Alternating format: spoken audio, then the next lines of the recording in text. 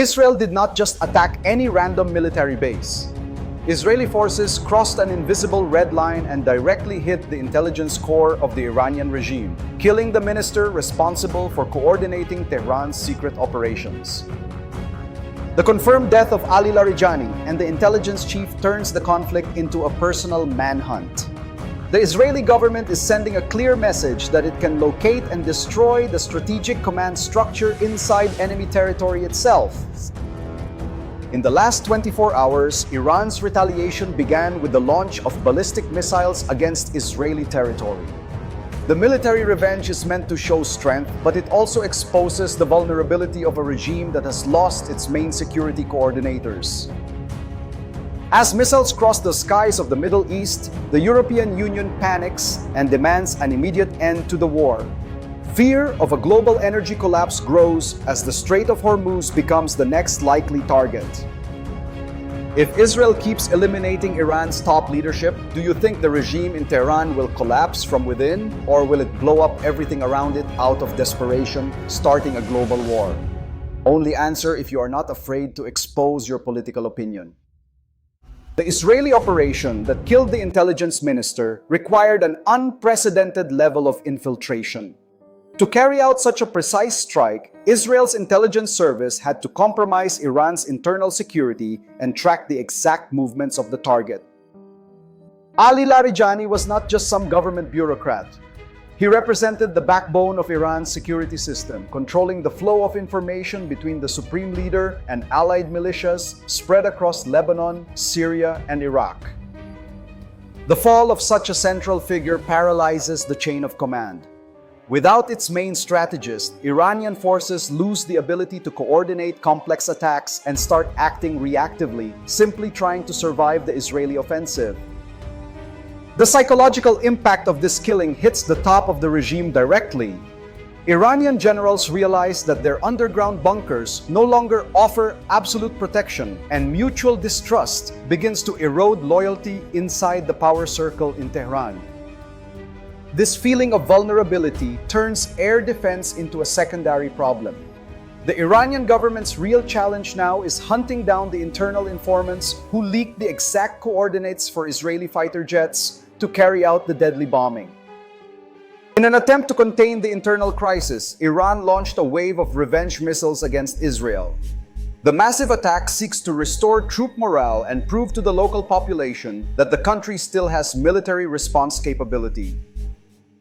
However, Israel's air defense, reinforced by laser systems installed on fighter jets and helicopters, intercepted most of the threats. Israel's defense industry sped up production to make sure interceptor stockpiles do not run out during the confrontation. The effectiveness of those interceptions hides a serious financial problem. Each Patriot missile used to shoot down an Iranian drone costs millions of dollars, turning this war of attrition into a contest over who can sustain military spending longer. While Israel spends fortunes to protect its airspace, Iran uses saturation tactics with cheap drones.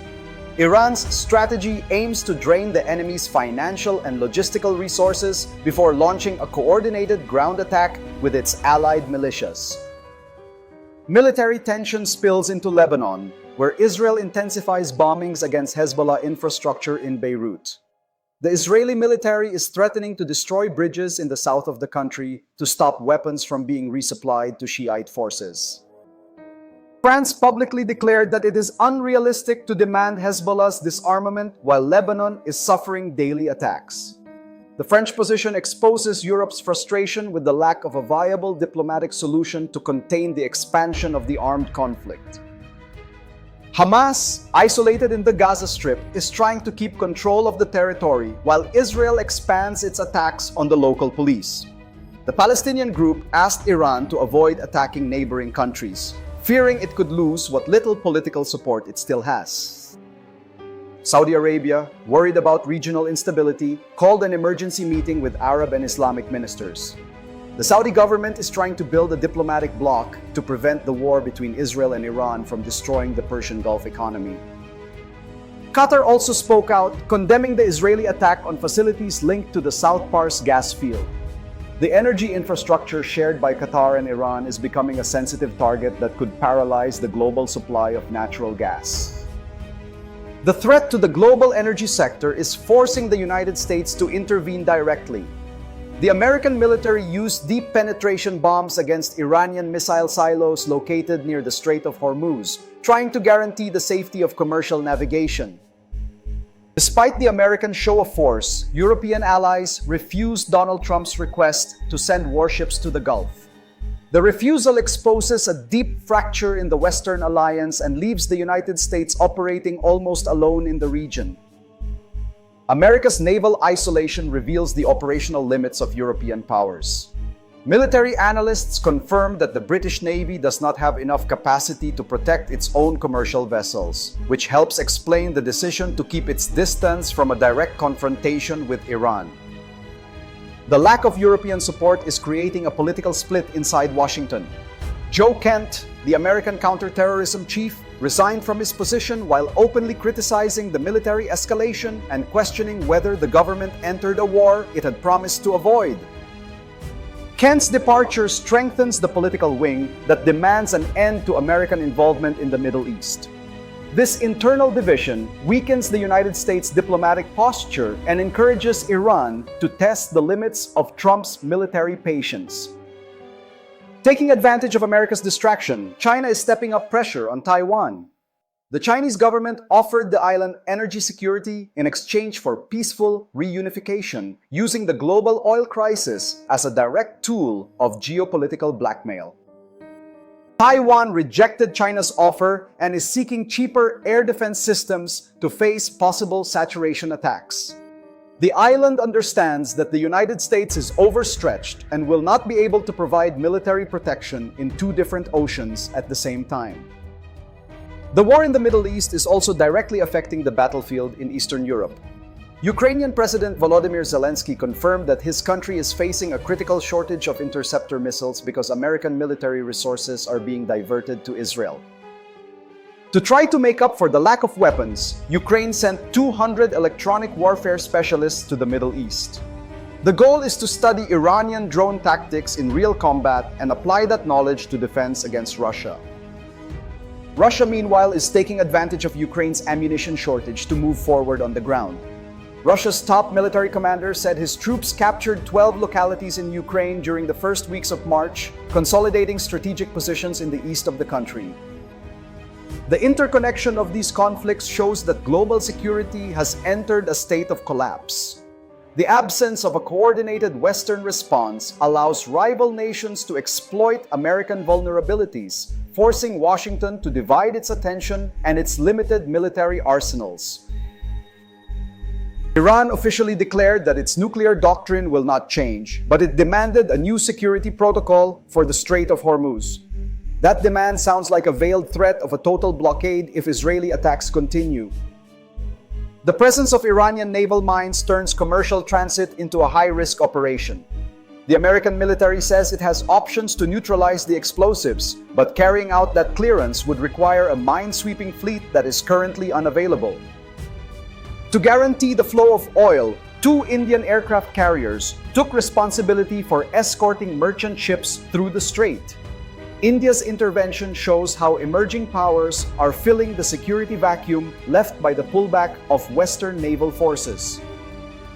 The war is also hitting American military infrastructure in the region. Authorities confirmed that an Iranian attack damaged 5 aerial refueling tankers stationed in Saudi Arabia, limiting the ability of American fighter jets to carry out prolonged missions over the Gulf. The Pentagon acknowledges that explosive consumption in this war of attrition has reached unsustainable levels. The American military plans to build a new munitions production center to replenish stockpiles rapidly depleted by simultaneous operations in Israel and Ukraine. NATO is trying to reinforce its borders by sending a new Patriot missile battery to Incirlik Air Base in southern Turkey. The move is intended to protect the alliance's eastern flank from possible Iranian missiles that could veer off their original path. Sweden raised its national security alert level because of the war against Iran. The Swedish government summoned the Iranian ambassador after the execution of a Swedish citizen in Tehran, worsening diplomatic tension between Europe and the Islamic regime. The diplomatic crisis is spreading across the Mediterranean, where a damaged Russian ship carrying liquefied natural gas reached Libyan waters. The presence of the damaged vessel increases the risk of an environmental disaster in an already unstable region. In Afghanistan, a Pakistani bombing against a rehabilitation center in Kabul triggered a new border crisis. The attack deepens instability in Central Asia, creating another conflict hotspot at a moment of extreme international volatility. The global defense industry is profiting from the escalation of violence.